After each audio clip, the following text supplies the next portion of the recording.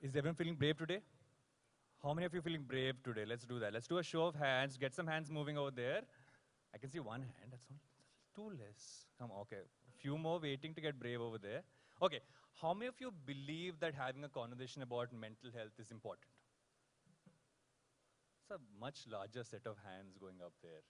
And, you know, having a conversation on mental health isn't just about talking about your own mental health, right? It's a lot about how do you talk to your friend who's maybe going through something. How do you navigate that conversation? How are you really there and navigating them towards the resources they actually need to access to be able to find a way to deal with what they're going through? And today we have a stellar set of panelists here who are all going to be sharing their own learnings through their own journeys to help you find a way to take that first step to have your brave talk. And I'm going to kick off with Ananya Birla is our first panelist. Ananya is a singer and businesswoman who's been voted as GQ's most influential young Indian. She's also India's highest-selling English language global pop star, and she was named one of Economic Times' most promising women business leaders of 2022. She's also an ardent advocate of mental health, and her work in the field is truly commendable. Thank you so much. Thank you. You can take a seat wherever. Where are you going to sit? I'm good with anywhere. You can. Where should I sit? Nikhil Taneja. Nikhil Taneja is a multi-award-winning writer, producer, storyteller, entrepreneur, teacher, and youth mental health advocate. He's the co-founder and chief of YUVA, India's first Gen Z-driven youth media research and impact organization. Why is everyone laughing at this? Why are you peeping? Don't peep at my notes. He's also the creator and host of BMN Yaar. If you haven't checked the show, you must. It's one of a kind chat show about positive masculinity. Welcome, Nikhil. Huh? Yeah, I'll take this one then. Kusha Kapila. Kusha is one of the most popular content creators from India. If you look at her journey over the last 5 years, she's also been featured in the capacity of an actor in multiple web series, films across leading platforms. She's the recipient of 3 times Cosmopolitan Comedy Influencer of the Year, Forbes Woman of the Year 2023, and the Grazia Millennial Influencer of the Year. Thank you. Thanks so much for having me. And Anshula Kapoor. Anshula was the brainchild behind Fankind, India's first platform that brought fans, celebrities, and charities together. Entrepreneurship was something that excited her and has always on the lookout to start something that would help her contribute to society at large. She's earned a BA in Urban Studies from Barnard College of Columbia University in New York. Born and raised in Mumbai, she's a voracious reader and a self-love advocate. Thank you. You can... Okay. Going to get back to how many people are feeling brave now? Any more hands? Any more hands? I need to see a lot more hands there. There's some people on top there who aren't putting their hands up at all. Yes, okay. Okay, so I want to start off with you, Ananya. You know, as a face of Maybelline New York, what does taking care of mental health mean to you?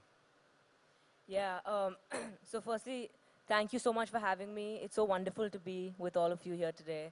A big thank you to Maybelline New York in India for the wonderful work with Brave Together. And happy World Mental Health Day. So mental health, I've had my own journey with my mental health.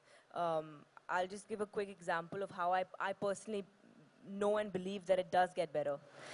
I probably had my first panic attack 12 years ago. I had my most recent panic, and I landed up at the hospital, right? I thought it was that bad. I had my most recent panic attack maybe a month ago. And I just did my breathing technique, and in about 7 minutes, I was totally fine. So from going to the hospital to just being at home and being totally fine, even though the experience is just as severe, I now have the right tools to get better. And all of this was possible because I personally found the strength and had an ecosystem to be brave and talk, right? And that's what Maybelline is doing as well, is equipping people to become more sensitive about mental health. So I think it's extremely important. I also think that physical health and mental health are very deeply linked. And so, you know, I'm way more I make sure that I focus more on my physical health. I go to the gym more. Just fit. It could be anything. It could be a 1 hour walk, right? It could start with 5 minutes, and that you just feel so much better. So yeah, for me personally, my mental health is very important, and I think it's super important to talk about it, especially if you have a platform, because it's like Xenia said, it's totally okay to feel not just not okay, but to feel anything. That could be, all our emotions are valid.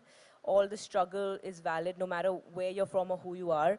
And I think it's really important to embrace that and to feel strong in who we are. Yeah. Thank you for sharing that. And I think it's also one of the points you made is so important is that when you've gone through a journey, it's that first step when you feel is the hardest to take. And then over time, as you kind of progress, you do see that you find ways and means to deal with it and evolve from that. One of the core aspects of mental health in today's world is what we feel when we're on social media, right? It's so much that kind of goes into it. Kusha, I want to come to you on this front, is that, a lot of your work is on social media. And social media has many great things about it, but also has many things which really affect mental health. How do you keep, or rather, how do you deal with that constant pressure of what social media does? Um, See, I'll be honest, I don't deal. I just do and then face consequences later. So if I had a penny for every single time I have overshared on social media, I would have the wealth of an American TikToker. Like no cap. So it's when we started social media, I think it was so new as a profession that we didn't really have any template of what's wrong, what's right. We just like went about, did our things, and then the pandemic happened, and then suddenly everyone's lives was on social media. Everyone was cleaning on social media and shitting on social media and eating on social media. So suddenly all of the lives became very, very accessible to everyone because everybody was on their stories doing different things every day. But I think it takes time. It takes time and it takes a few incidents in your life to really know how to show restraint in life. Since there were no, there was not really a concept of a social media creator before us.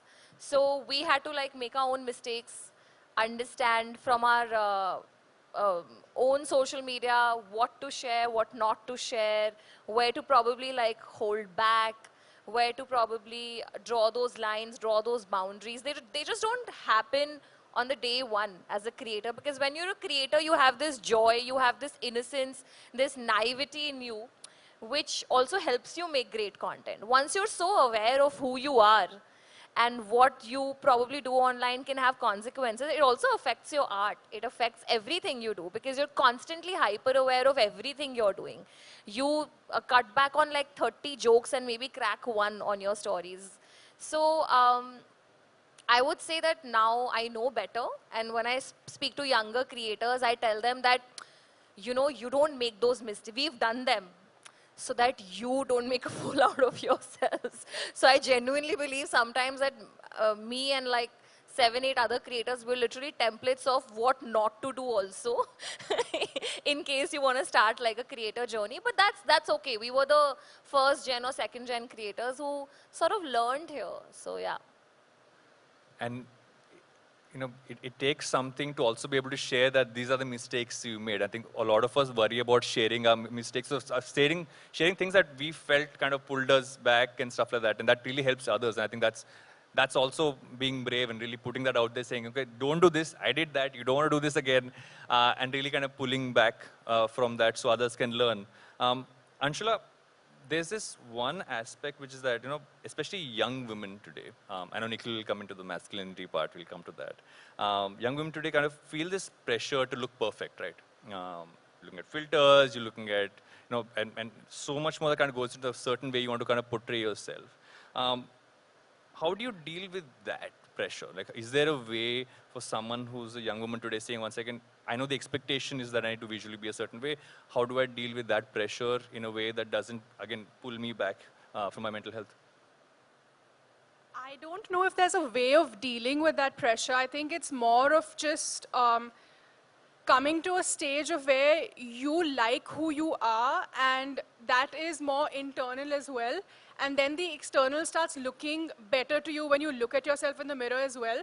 So I can't speak about others. I can only speak for myself. And for me, it took me, I mean, I'm still on this journey, but it took me at least the good part of 10 years to come to terms with, and not just come to terms with, to like the person I am here and here, for me to be able to look at myself in the mirror and be like, okay, I also like the reflection of who I'm seeing physically. But more than that, for me, when I'm sleeping at night, I'm not worried about if my eyebrows are perfect. I mean, they're not. I don't do them. But it's more about what are my thoughts? Are they positive, negative? Who did I help today? What was the one good thing I did today? So for me, the way I'm looking at beauty is more internal than it's external. And once I started truly imbibing that and believing in that, not just as something I'm saying, is when I truly started feeling beautiful in myself. And there's nothing wrong with you wanting to enhance your physical features, and you can't really point at somebody and make fun of them for doing it. I mean, come on, like today I'm sitting in front of you with full hair makeup done, and I'm talking about inner beauty with you. So, of course, if we want to do something to kind of enhance our own external appearance, there's nothing wrong in it. But I feel like, personally for me, had I not worked on myself from the inside, I would not have ever been okay with whatever I look like on the outside, whether it was the old version of me that was like 70 kilos heavier than what I am today, or my version today. Like, it has nothing to do with the weight. It has nothing to do with if you have good skin, good hair day, bad hair day, small lips, big lips. That's always going to happen.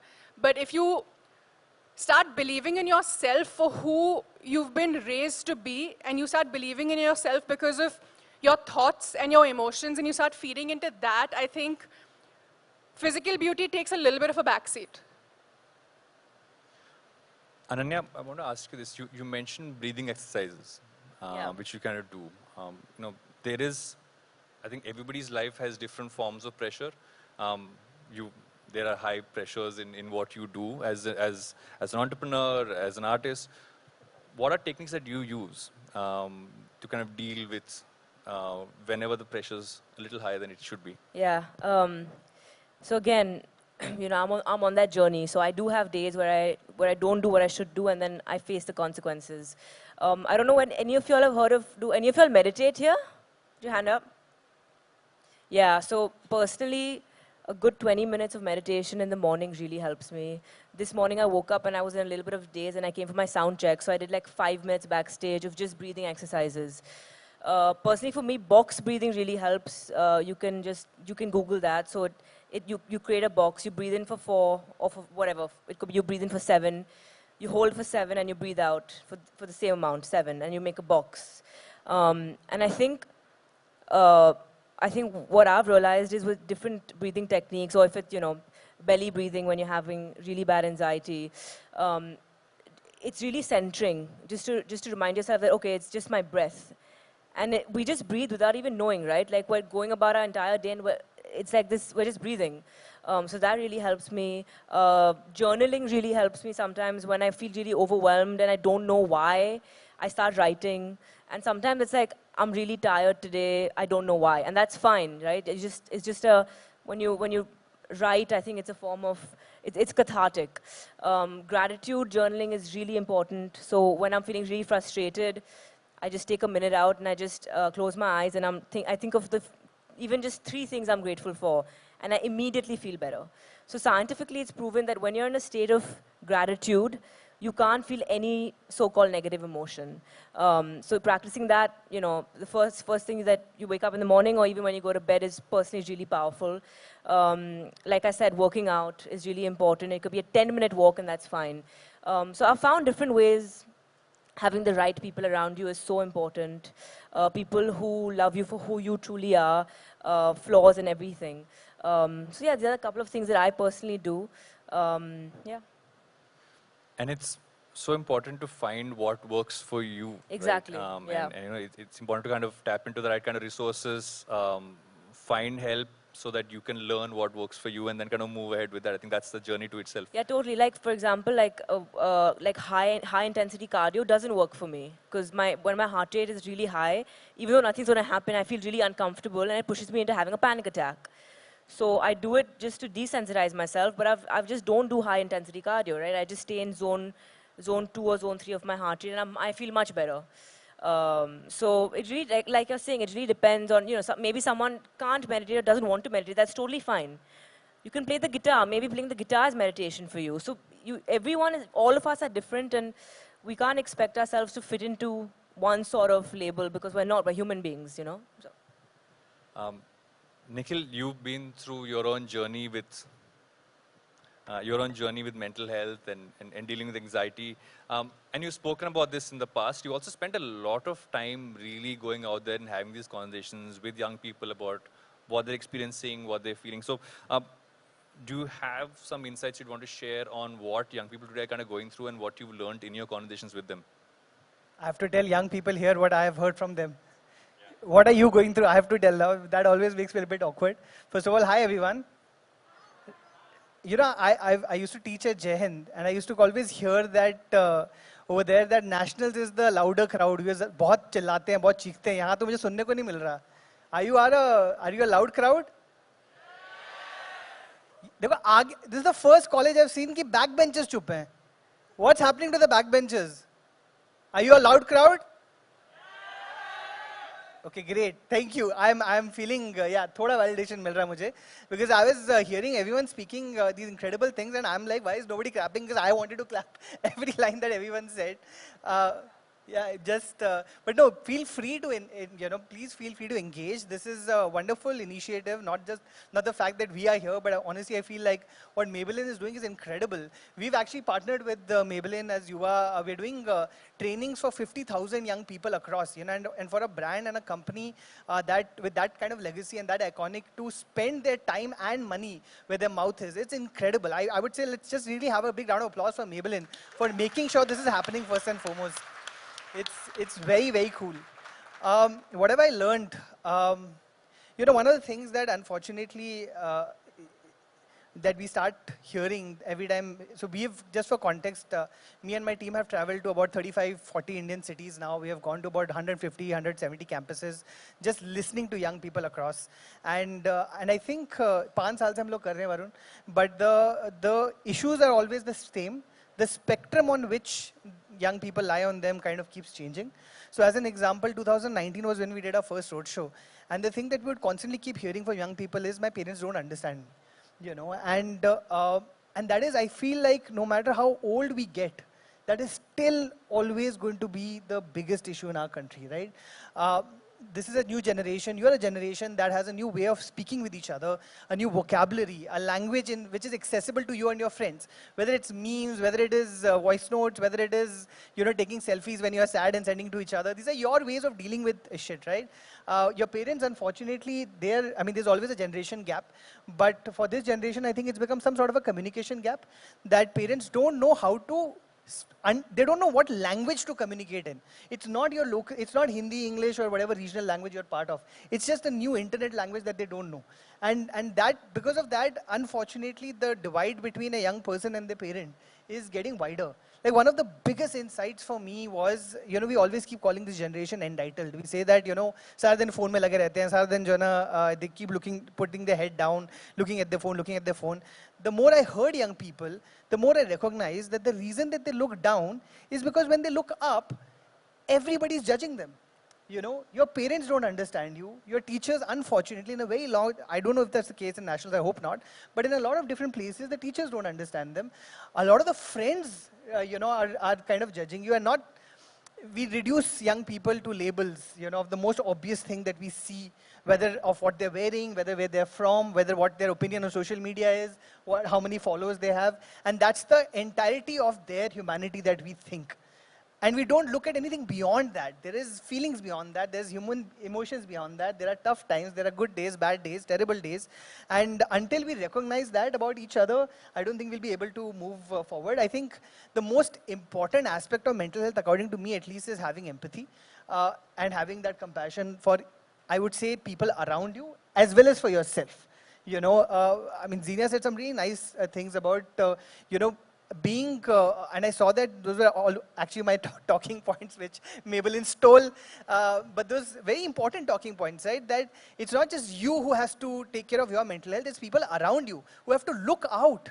You have to be aware of the people around you who may be going through something. Because when one of us is possibly going through, one of you is going through something, while, yes, raise your hand, try to do the best you can, tell anybody and everybody who cares, but you may not be in that position at that time to actually raise your hand. Then there should be people around you who spot this and say, you know what, I think there's something going on with my friend there. And that's where you kind of come in. So I feel like that empathy to see people around you going through something and then pointing it out and helping them through, that's important. And again, most important is having empathy for yourself, recognizing you are going through and that it's okay. We keep saying these and it's become a cliche, it's become a, it's okay not to be okay. Everyone keeps repeating it and it's like, ho gaya, meko aur nahi sunna iske bare mein. But genuinely, when you're going through, it is okay. Don't fight it. You are going, every one of us has gone through it and it's okay. It happens to so many others. You can talk about it. And when you do, it does get easier. It does get better. Yeah. Thank you, Ananya. Thank you. Thank you. See, this is what I'm saying. Now we feel like we are saying something important. कोई ताली नहीं बजा लगता हम लोग क्या बोल रहे हैं फालतू में? Thank you, Nikhil, as always, for getting the crowd nice and excited, nice and like energized towards this. But there's one point I want to pick from what you said, right?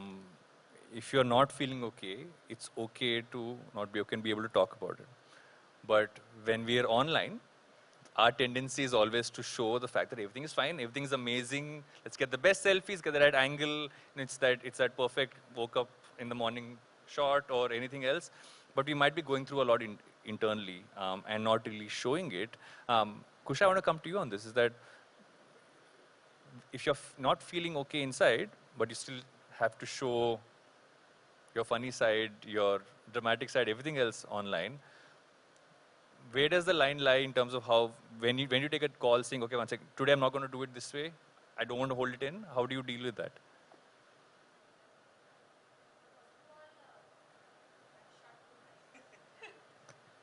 First of all, I understand all of you all. You all have to attend a seminar or a panel discussion on mental health on a Tuesday at noon. So I feel all of you all. I don't even think they can laugh at anything, considering it's a very serious topic. So feel free to jump in. If you have anything you want to talk, I think we should just get them engaging even right now. We should not wait for audience engagement. But I think when you profit off being online, and especially having a life where you're consistently feeding on validation, you have to be ready for the negative feedback also. If you are putting your vulnerable side out into the world, there are going to be people who will probably tell you you're using the victim card, the woman card, you are crying, crying is easy, if you have to cry, why don't you cry at home? So you have to be ready for all kinds of feedback.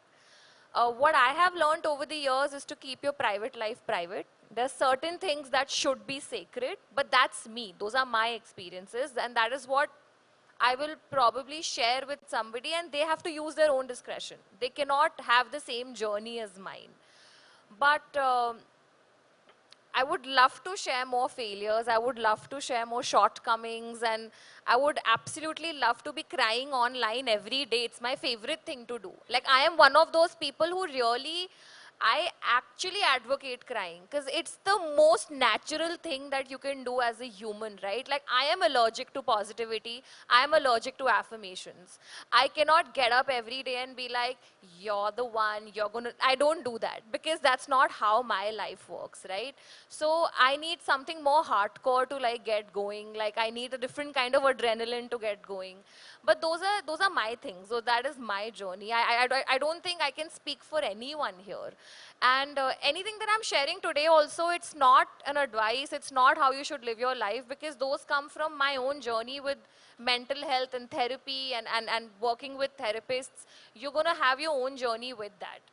You're also students, so you have like, different issues to be thinking about. I don't think my issue is that relatable to them anyway. That, like I have this social media following and I have to be careful about what I'm sharing and what I'm not sharing. But I have seen that people who do share their vulnerable side, they're also met with very unkind attitude and the kind of attitude where people are not willing to accept that they could have a weak moment online. So you have to be prepared for everything. You cannot only choose the good things, the validation, the yes, yes, you're so brave. You'll also have to do ये क्या नौटंकी है, क्या आ गया, फिर रोने आ गई, ये तो इसका हम हर बार का है. So both kind of feedbacks will exist. It is up to you. Where do you draw the line? Where do you draw the boundary? What part of your life is so sacred that nobody should have access to it? But it is true, everyone is going to share their best moments on social media, because this is a world that feeds on validation. This is a world that feeds on who's doing the best. And if we genuinely show that we're not doing that great, how kindly will people take to it? We've grown up in an Indian society where we've seen our relatives go at us since we were, what, 3, 4 years old. At the age of 10, we are reminded of all our shortcomings, of all our weaknesses, whether it's physically, mentally, you're not doing well in studies, they are there to remind you. You are healthy, they're there to remind you. They're there to remind you for anything. So now, in terms of trolls, we just have all of our chachis, mamis, everyone in terms of a troll just like coming at you. So I think it is for you to decide that if you are to chart a career in social media, how much is it that you're willing to share and how much do you want to just keep it about your work? So I mean, if you all want to be influencers in social media, then we can have a separate chat about it. I would say keep everything private and don't share anything and don't be vulnerable. But that's not the theme of today. Like, we are here to talk about vulnerabilities and weaknesses, and we should openly talk about them.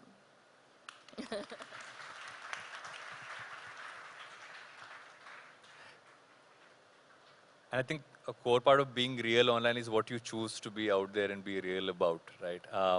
Anshula, you made a choice to share your grief online. You've spoken about it openly. You've spoken about, your mother's passing and the journey you went on that. I want to ask you about, why did you decide to make that choice, and what have you kind of learned through that process? So the way I look at my Instagram, it's more of a public diary in that sense. I only know one way of being, and that way of being is real. So if I'm thinking something, if something is bothering me, if something is, if I'm feeling like I have to let it out, sometimes I'll let it out to a friend, sometimes I'll let it out on my Instagram. And I've had a little different experience than Kusha, maybe because people are a little kinder when you're talking about the loss of a parent. I've actually not had too many people troll me for being honest. I've actually had a lot of people come slide into my DMs or comment by saying thank you, because we can relate to that. Thank you for opening up on a platform, because now you've given me the courage to be able to talk about this with somebody close to me in my life. A lot of people also, when it comes to grief, what I've realized is a lot of people will talk about it behind closed doors, but they will not talk about it in public. My biggest fear is I will forget my mother. She passed away when I was 21 years old. I have to hold on to 21 years of memory for the rest of my life. If I don't talk about her, if I don't talk about her passing, her life, anything and everything to do about her, I may forget her. I may forget what she smelled like. I may forget what she sounded like. I may forget what she taught me.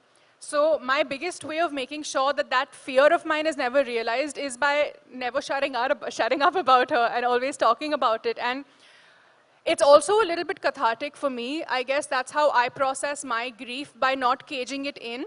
And if me as one person talking about it on a public platform gives even one more person the courage to talk about how they are grieving to their friend, whether they even believe that what they're going through is a circumstance of grief or not, I feel like that for me is a huge victory, because I genuinely don't understand why we can't talk about grief on a public platform. Why does it make people uncomfortable?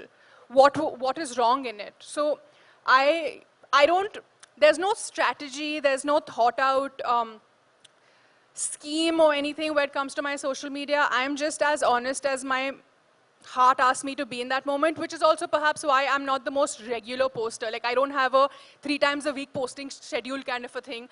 And I don't take that pressure of content creation, because my social media is not a content creating platform. It's more of a diary. And people who do diary or they do journal, you don't do it every day, you don't do it every night, you perhaps do it a few times a week, right?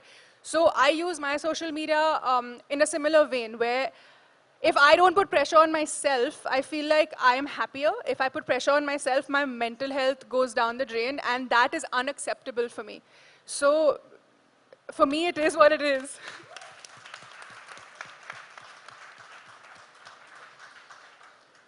And I think collectively all of us as the world went through so much grief during the period of the last few years, right? And most of us kind of kept that in and not really spoken up about it. And Nikhil, you and I have had this conversation, I think, offline many times about how men per se find this need to not talk about anything they're going through the most. I'm generalizing here, I don't generally generalize, but it's because of gender roles, it's because of just general societal conditioning, etc. So what do you feel is a way for all the men over here to also kind of look at this and say, this is not something you hold in and you talk about? How do I not turn this into a lecture? We've had so many of these conversations offline only. Every time we start talking about this, I'm just like, kahan se shuru karu? I realized about my issues, my mental health issues actually came because of my masculinity when I started doing therapy. So there's an anecdote that I think I must have shared with you for sure. But 3 months into therapy, I started taking therapy because, like Ananya, I used to have not only anxiety, I used to also have panic attacks, which I did not know at that time were panic attacks. My mother said, my wife thought that it's because I might have high cholesterol, and my mother thought that it's clearly my weight. So I went to the doctor and they said that it's anxiety. I said, what is anxiety? Started doing therapy, 3 months in therapy, down the line, my therapist one day tells me, I think I figured what your problem is. I'm like, oh, finally, 3 mahine ke paise finally niklenge bahar. I'm like, okay, what is my problem? She's like, you're not very emotional. I was shocked. I said, I am not emotional. Have you ever seen my Instagram long posts? Do you know how many times I say senti shit? You know how many people relate to it and say, oh my God, this is so emotional. And she's like, no, I thought you were, I knew you would react like that. I was like, the fact that I'm reacting like this means that I'm emotional. So you're wrong, clearly. She's like, no, let me explain. And she said, okay, tell me one thing. When your wife comes back home from work and she's had a hard day, what do you all do? I say, well, she rants about it. She talks about how bad the date's been or whatever. We watch a movie or something. We make a few jokes. And yeah, that's the way that we tackle it. She's like, okay, what happens when you have a bad day at work and then you go home? I'm like, listen, I keep my bad days separate. I keep my work life and my private life different. I don't want to bring all these things home. She said, Nikhil, you and every man in India. I said, what? She's like, when I said you're not emotional, I didn't mean that you don't have emotions. I meant that you don't express your emotions. And the reason that you don't express your emotions is because as men, we have been conditioned to believe that expressing emotions is not a great thing, that it makes you weak. Being vulnerability is looked at as a weakness. It's not looked at as a strength. Anytime a boy, as young, and this is the cliche, but it's a cliche because it's true. Even when I was growing up, anytime I would cry, I would be told, don't cry because, you are not a girl, which is saying that men are weak if they cry, and then also casting aspersions on girls, saying that as if crying is a bad thing and it makes anybody weak. So I was told that. I think every boy who's growing up is told that, man up, be a man, and unfortunately you start believing in it. And then you believe in it, you don't express. Anytime you go through a bad thing, you're like, you know what, it's a failure, I can take it. I have to be the man. I can take this burden on me. I have to shoulder the responsibility and the weight of the world on my shoulders, and I cannot tell anybody about this because I'm a man.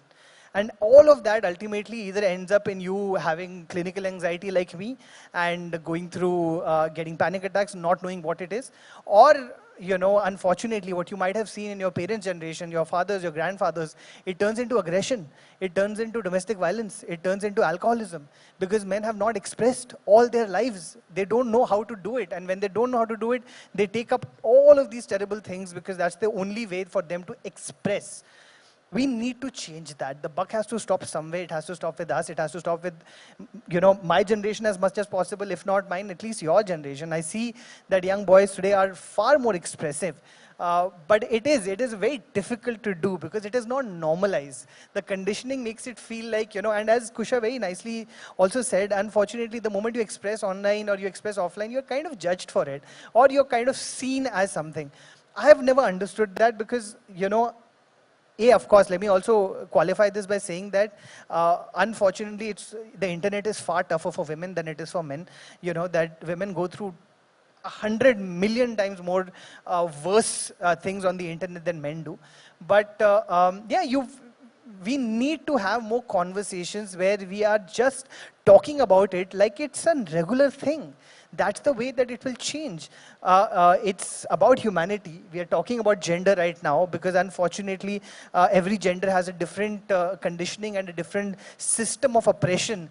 And men don't recognize that. We always think that, men of course have been the oppressors, so to speak, have been the beneficiaries of patriarchy. But unfortunately, they're also the victims. Every boy is told to be a man before any boy can learn what it's to be human. Before you can learn any bit of your humanity, you're told, be a man, be a man, be a man, and uske baad, ab kya hi karoge? Sharma ji ka ladka bano, Raja beta bano, all of these different things. You can't fail, you have to succeed. Your entire self-worth is reduced to marks, it's reduced to a return on investment, whether it is the CTC that you're getting, the package that you're getting, the numbers you're getting in an exam. How do you break this pattern? And I think the answer is vulnerability. Everyone thinks it's weakness. I think it's strength. I think I think the way to see that now is on Instagram only. The algorithms prioritize anything that is vulnerable. You see that somebody is saying something sentimental, they put music underneath it, and it is getting 5 million, 10 million views. Because people, it's not easy to talk about these things. And when you do talk about these things, so many people relate. You may not openly comment upon it, you may not openly share it, but you're sending it in DMs or you're looking at it and talking about it. And I would just say that please be open.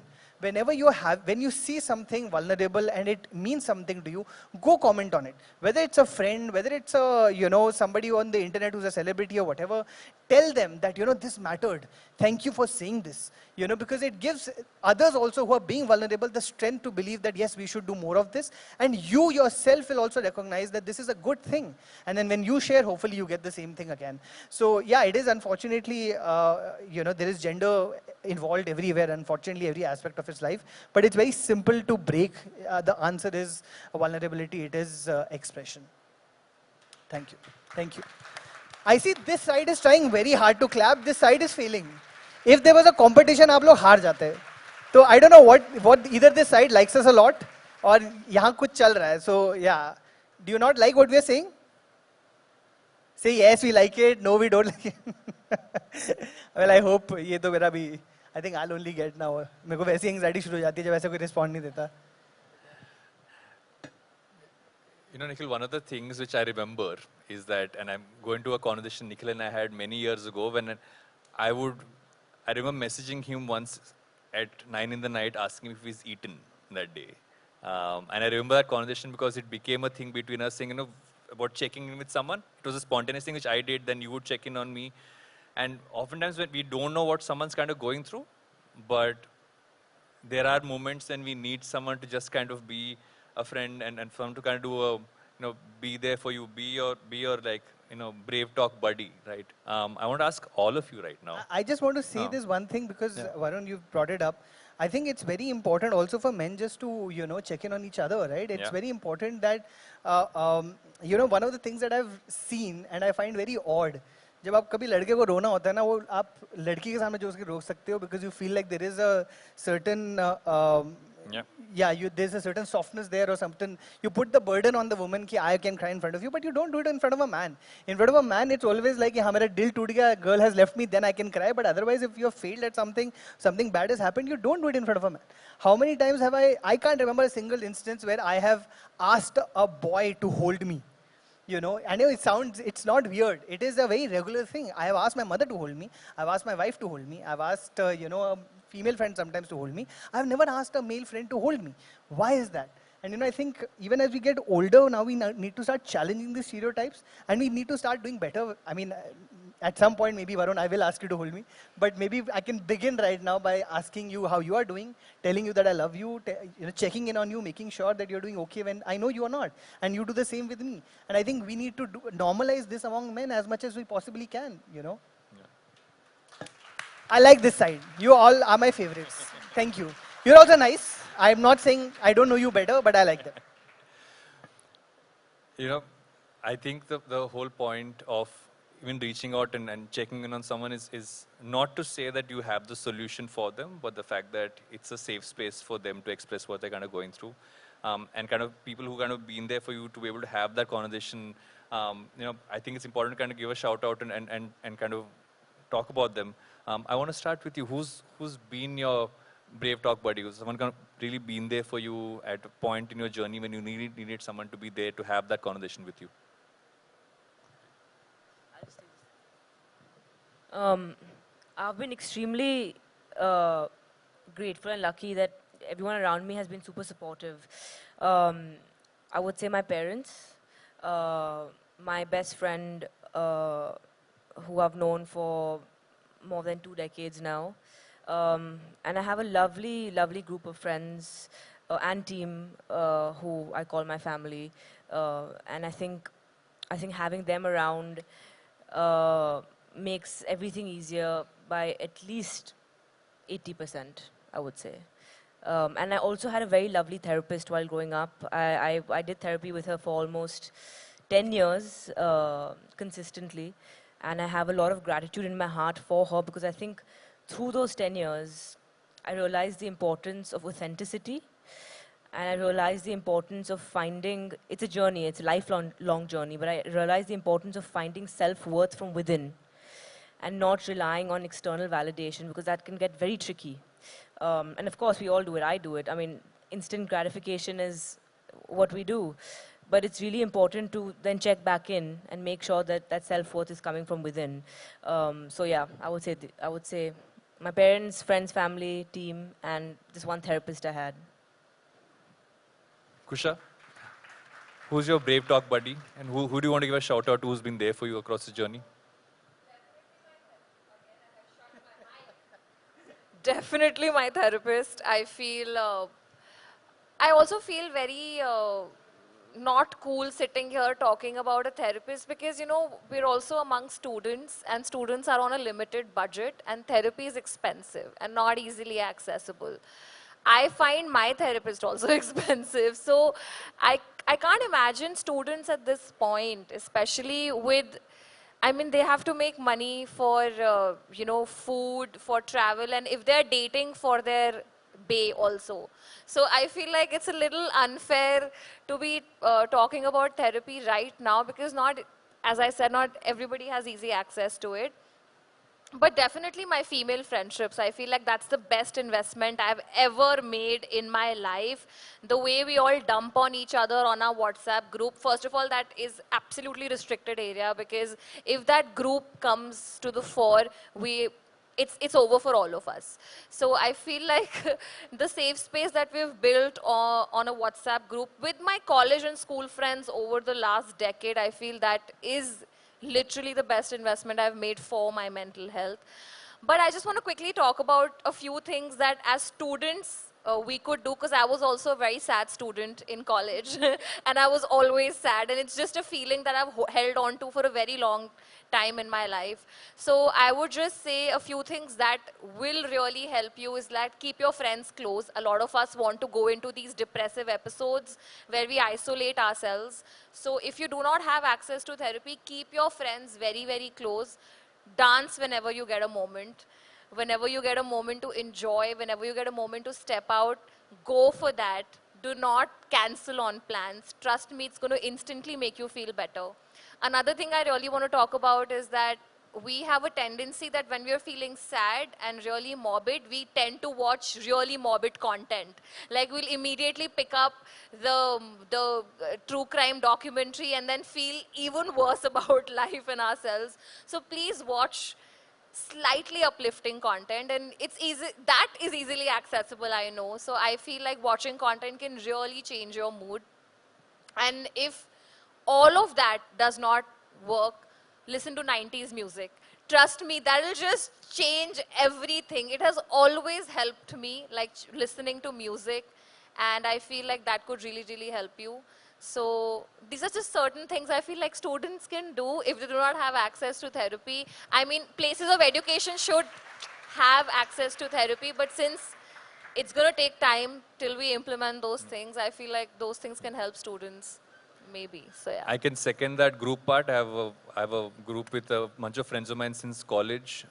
Those memes keep me energized on a day when I'm feeling really low, because that's the only thing we're allowed to share there.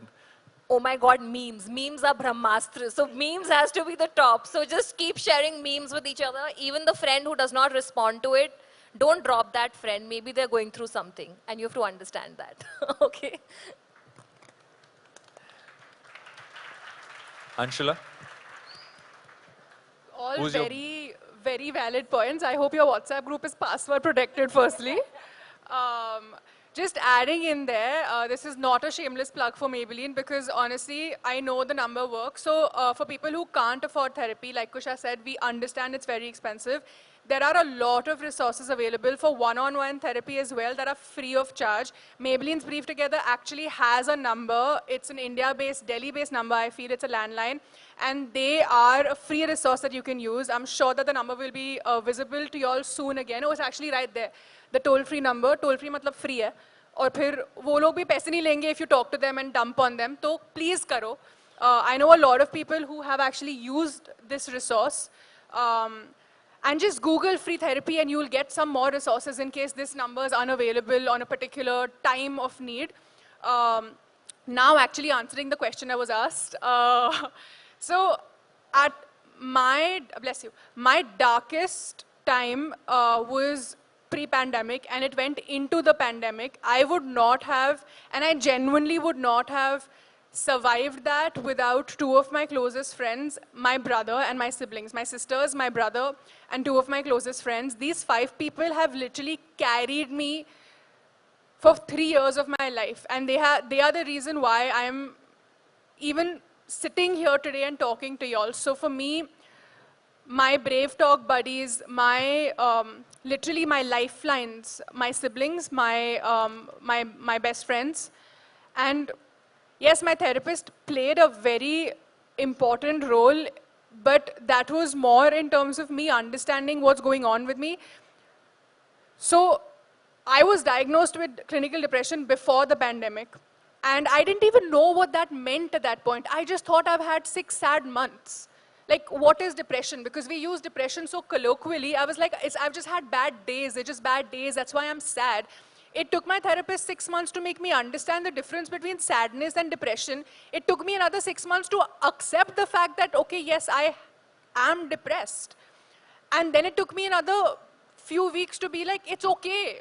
It's not, this tag is not a bad tag to have, and it's not something that I want to run away from. I will be open about it. I will talk to my friends about it. I will talk to my brother about it because I stay with my brother. And with them, I will get through it because I'm the kind of person, I'm a loner by nature. I don't like talking about my problems to people.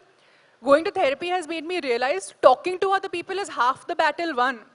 Half your solutions comes because you've vented or you've spoken and you're not speaking to them for them to give you a solution for your problem. You're speaking to them literally man halka karne ke liye. So understanding that and then identifying the 5 people I can talk to about anything and everything is, I think, one of my biggest pandemic learnings. But they are also a very important part of my my Brave Talk buddies and my mental health check buddies. Like how you mentioned that you just send a message to Nikhil one day asking, "Khana khaya hai kya?" When you lose a parent, for example, like my mother was the only person who would ever bother with me, khana khaya hai, raat ko kya khaoge, ghar mein kya banana hai. When that person is not there, it's a bigger void because nobody's checking in on you. Nobody's asking you, are you feeling okay? Bahar barish ho rahi hai, chhatri lekar jao. Like, what are you going to have for breakfast? Did you even skip a meal?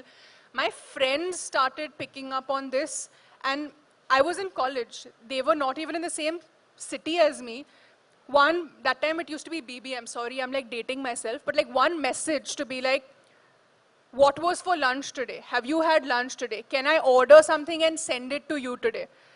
Those were basically the signs of how you identify, firstly, who really cares about you, because it's not like they're coming with something very big, like it's a grand gesture, but at that time, when you don't even know which way is up and down, just somebody asking you, have you slept last night? Have you eaten?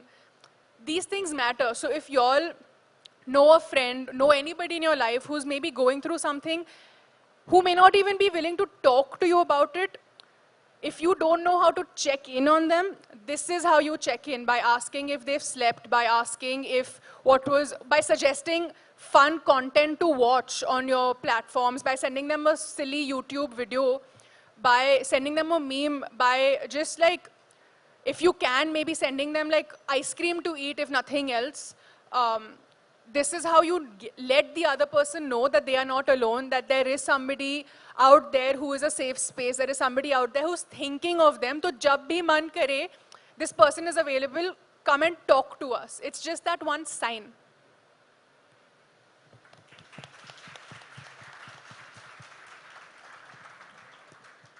Nikhil, I'm going to ask you now, You don't want to know who's my brave top buddy? Yes, and who are you going to give a shout out to? You're going to ask something different? I'm going to actually ask you that question. No, I was, so many great things. Yeah, I'm learning so much on this. And I just love being part of these panels because I get to learn. मैं अपने notes बना रहा हूँ. ये अच्छा, ये point बहुत सही है. Thank you, Anshula. Thank you, everyone, for all the wonderful things that you've been saying. I actually really liked Kusha's point, which I think, especially in the context of college students, is so important, which is that, hold on to the joy as well, right? One of the things, and when we've been doing these trainings with Maybelline, one of the things that we've been hearing on the college roadshow, and this is true, anytime we ask young people, what are the words associated with mental health that come to your mind? The answer is anxiety, depression, stress. No one associates mental health with good mental health. That's such a random thing.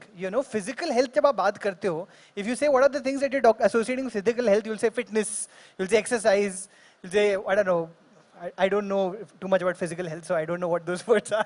But mental health, whenever we talk about it, why are we only associating the troublesome, tough aspects of it?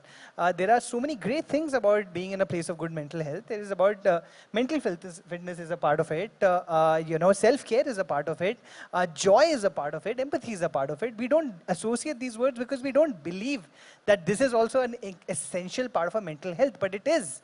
When you, as Kusha said, if you find those moments of joy, commit to them.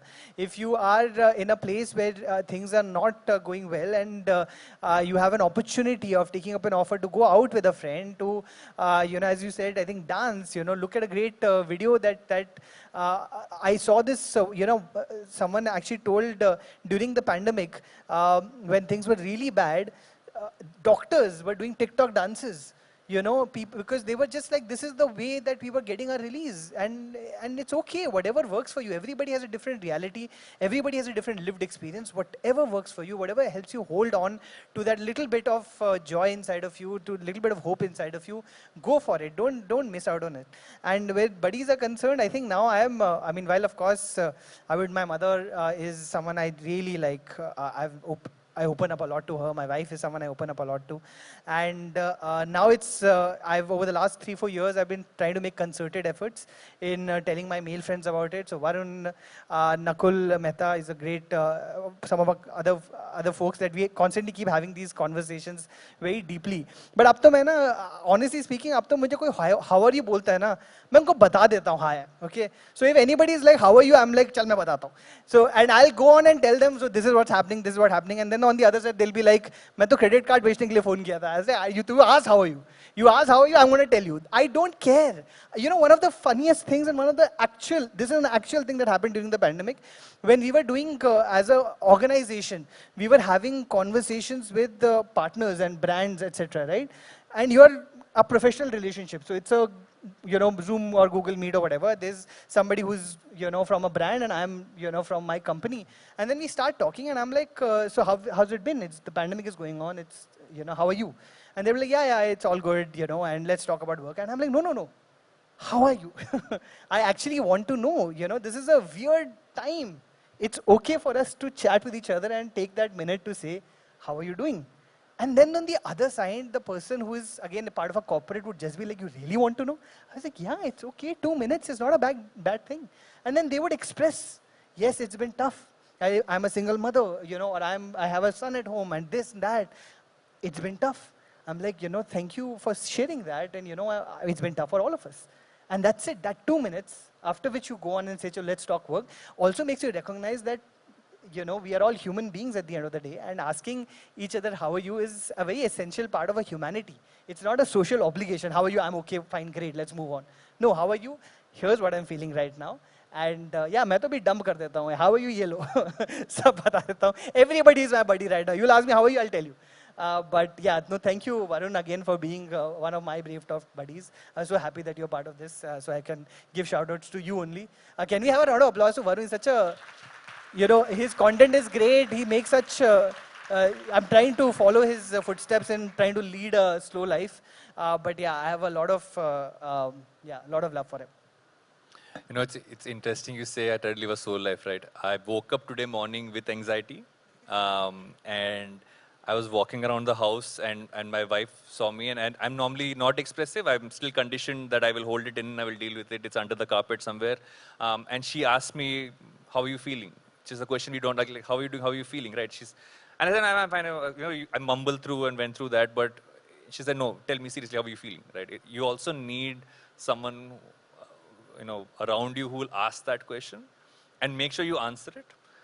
So either you need it or you have someone in your life who needs it. You know, if they say, I'm fine, ask it 2 more times. I've realized that asking someone how you're feeling 3 times is the magic number to finally get them to express what they feel. Attack Nikhil, however, people. needs only once. How are you? Bata Once. mere ko. Once. Nikhil needs once. We all need thrice. But thank you everyone for sharing everything that you shared today. We're going to open up for audience questions, but thank you so much for all the insights, for sharing stuff from your own journeys, and for having a brave talk in front of all these. Although I know Nikhil is partial to this side, so I'm going to be partial to that side right now. And to all these people here, thank you for sharing everything. Can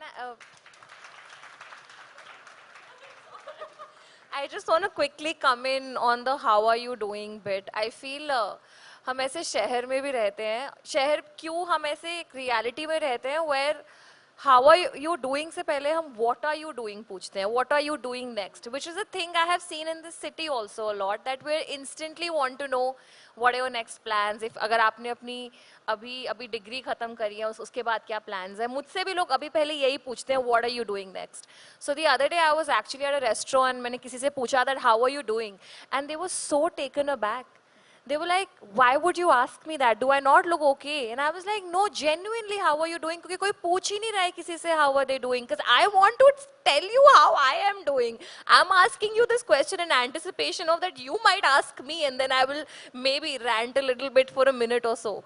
And then they just took a moment and they were like, yeah, you know what, I'm doing okay. You know, it also gives them, a lot of times even we're not thinking how we're doing, but when somebody shows us the kindness of asking that question, I feel like we also take a second and, oh, okay, yeah, I think I'm doing okay. Or maybe I'm not doing okay. It gives you something to think about. So I think let's normalize asking how you're doing and not make it such a loaded question.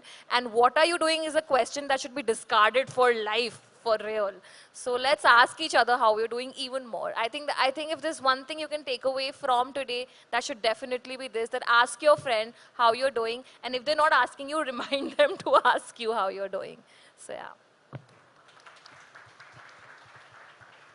I love how this question started with Varun saying, who's your Brave Talk buddy? And all of us have had essays on that. But Varun, who is your Brave Talk buddy? My wife is always my brave talk buddy. Pooja is literally, the only reason I ever went to therapy was because she did the same thing. How are you feeling? Because I was mid-pandemic sitting in one room, refusing to leave the house. And she said, you're going for therapy. And she started me on that journey almost like 3-4 years ago. And it's been consistent. I try to do the same for her. But yeah, she's definitely right up there. I just want to say, मैंने वरुण का नाम लिया था, वरुण ने मेरा नाम नहीं लिया. I'm going to remember this. That's all I want to say. You can't be everything for everyone. No. This we'll remember. You can't compete with Pooja, so I'm just like. That's true. I love Pooja too, so it's fine. Questions, anyone from the audience? Ut jao. Any hands? No hands? There's lots of lights. I'm trying to figure if there's someone. कोई हाथ नहीं उठा रहा, लेकिन वहाँ पे पीछे 4 लोग उठ चुके हैं, तो शायद उनको ही माइक दे देते हैं.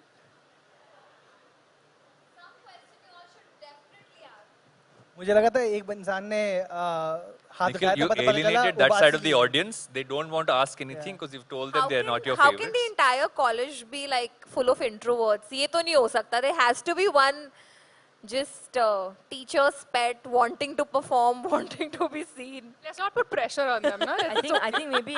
Oh, the question, yeah. I think it can be quite intimidating actually to. We have one question. We Can have- we we give have a her couple the of mic? hands I can see. Can I get a mic?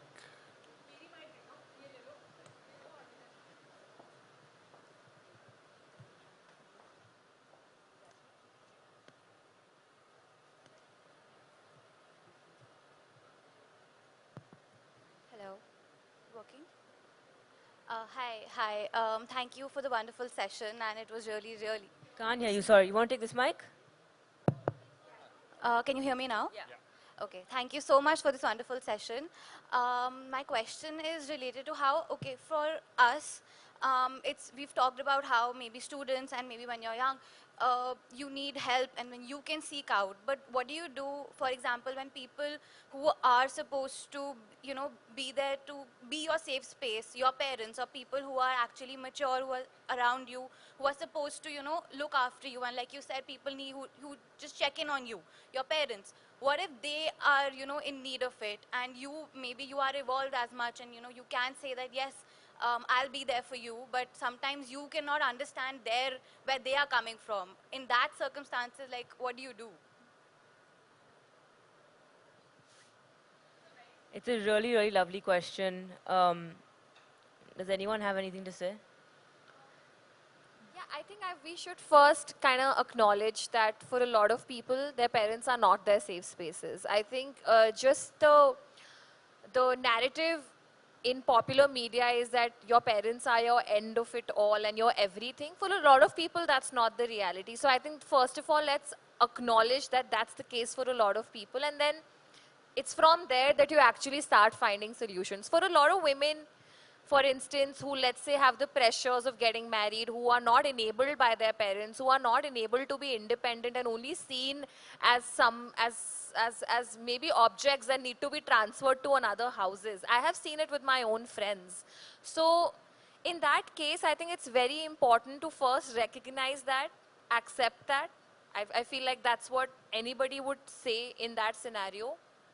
And also build safe spaces of your own, which I know takes double the effort and double the courage, especially when your safest space is supposed to be home. So I cannot even fathom the frustrations that come with it. But I think once you've recognized it, it's very, very important to build your own safe space, maybe in terms of friends, maybe in terms of a mentor. I have found my safe space in a mentor where I can discuss everything with them, maybe in a teacher, maybe in a counselor, maybe if you're into sports, maybe in like your little sports group, your activities group, your gym group, wherever you feel that this could potentially be my safe space where I could be discussing things with them. I feel that needs to be enabled by you. So I think the first step is always acceptance and not feeling alone with that feeling. A lot of times people feel very alone, that my safest space is not my safe space. So I feel for anyone who's sitting here, and I say that for everyone who's sitting here, that if your home is not your safe space, I see you, you are seen, you are heard, and you're not alone in this. I think that's the first step. And then you can build as many safe spaces. I just want to after add that. something there. Totally agree with everything Kusha is saying. I think you're saying when your safe space requires help, right? I think the first thing is the fact that you're even asking this question means that they feel safe with you. I think that's number one. So a big round of applause for that. It can be very scary so let's say my best friend is having a really tough time and she's my rock, and suddenly she's having a tough time.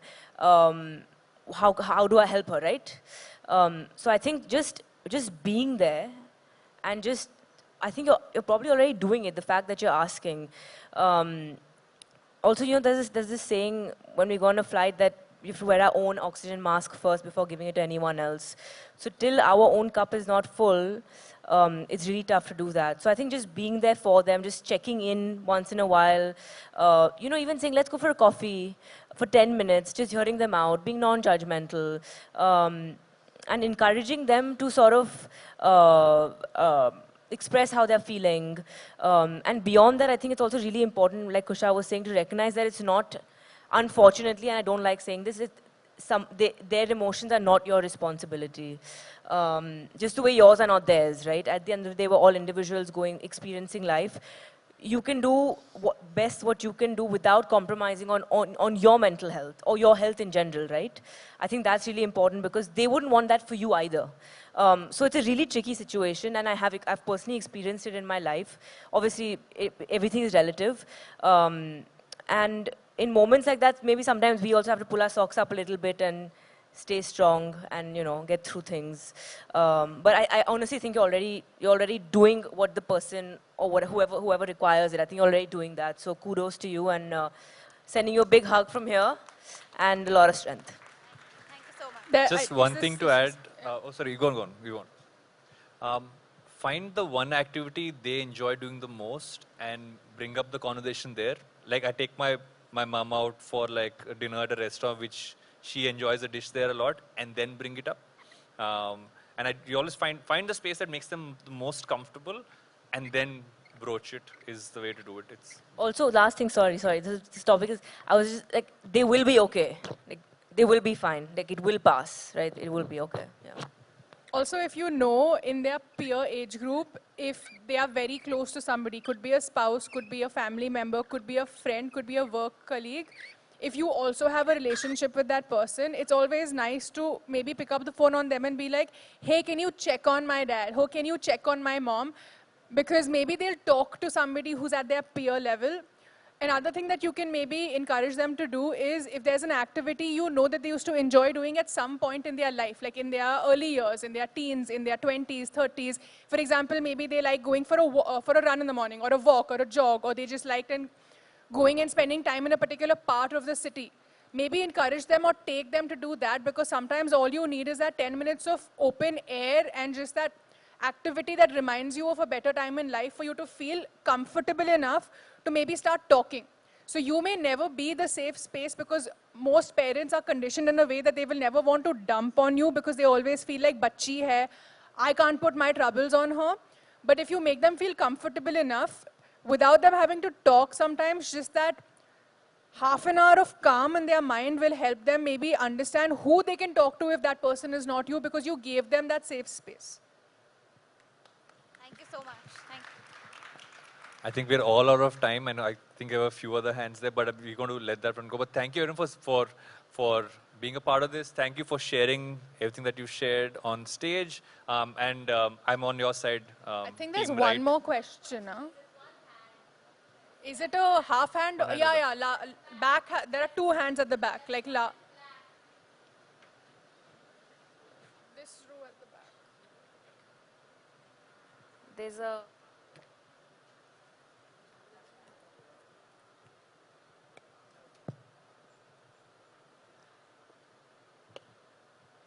Hi, good afternoon. Good Everybody. afternoon. My name is Zishan, and my question is, considering how emotional of a person I am, when it comes to expressing my emotions to someone, when it really comes down to, you said talk about it. When I'm trying to express it to someone, I don't know I don't know how to ask for help, or like I don't know how to like indicate it to them that I am asking for a safe space. So like basically, how do I ask for help? That's my question. Because I just shut up when I have to express myself. I know what I'm feeling, but I don't know how to tell them, okay, I want to be heard. Okay.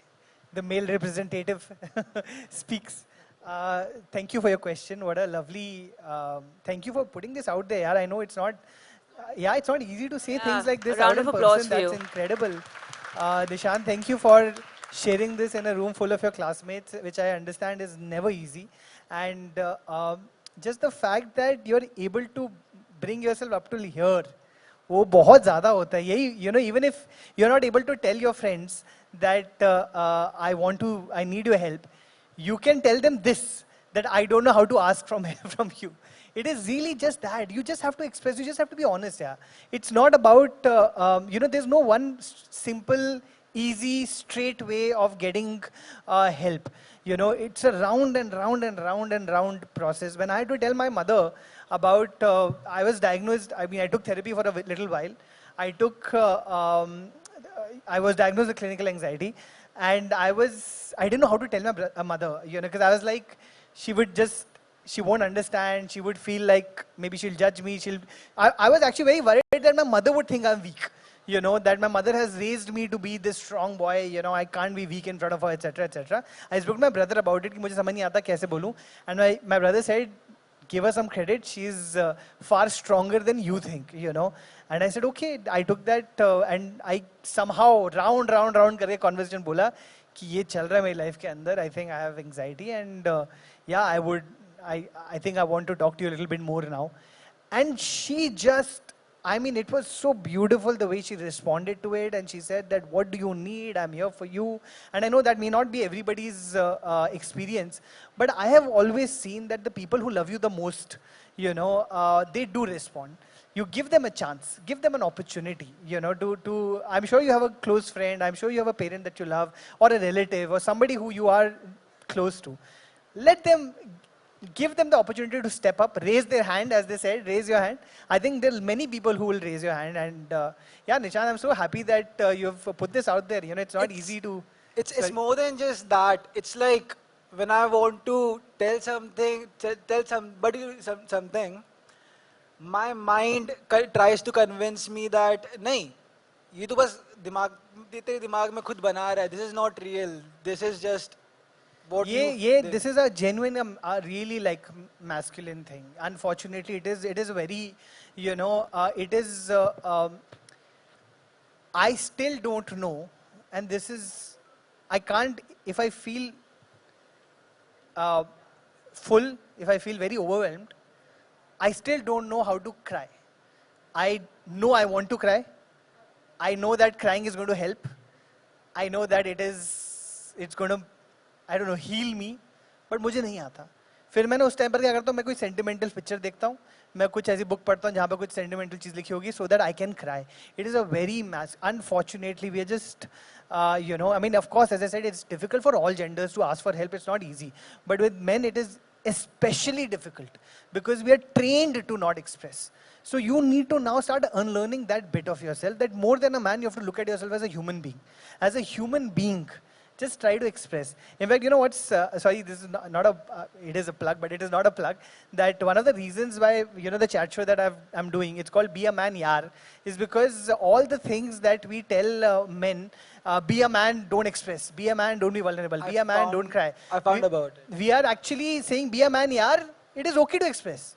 Be a man, yaar. We're reclaiming that idea that it is important to be a man, and because men can also cry, men can also be vulnerable, men can also express, men can also talk to each other. They can create safe spaces for each other, and that's what we're trying to, And by the way, Maybelline's come in on as a partner on that show, and I really want to give a big shout out to them for that, because they are a female first brand. And for them to want to come in to partner on a property with men in it, because it's about mental health, shows the commitment they have to mental health. So yeah, sabka plug ho gaya, achhi baat hai. But thank you, Nishant, for your question. I really hope that you tap into your humanity and you just start trusting the spaces around you. I'm sure they'll have lots of people who will show up for you. Quickly, just want to add two things here. Sometimes if your own mind is not letting you say it out loud because your mind is telling you that, no, this is not what's actually happening, you're overthinking it. Sometimes writing it down helps me when I'm not able to say it even to my closest friends.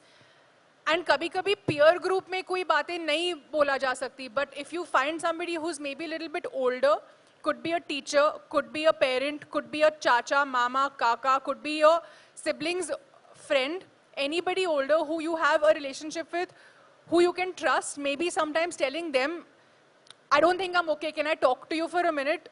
Maybe that will also help, because that's how I started. Thank you. I'll quickly add to this. I think it's very beautiful to see two men have this conversation in this room. I think this should be more mainstream conversation, and it's honestly just sitting here watching you both like share your emotions with each other. I think it's the highlight of the entire panel discussion for me. If episodes can like these can come out, I think then this is a success. You know what I mean? Like if somebody is able to say that, by the way, it's beautiful how he's able to fully express that he's emotional. You might meet people who are going to be like, you're too much for me. Then you just like exit their lives, because never change yourself for anyone. If you're an emotional person, and if you're an artist too, I'm just assuming you're an artist, then channel all that emotions in your art, channel in whatever you want to do in life, and you will have a wonderful life ahead. You've just won all of our hearts by just saying that you're emotional, and that's just brilliant. Thank you. Thank you so much for that. We couldn't agree more, Kusha. Thank you so much. Thanks for the question, and thank you all for being here and sharing your mental health journey with us. I think all of us at some point in time had tears in our eyes, had smiles on our faces, and it's been amazing to listen to all of you. So thank you so much. We'll just take a few minutes if you could step forward for some press photos.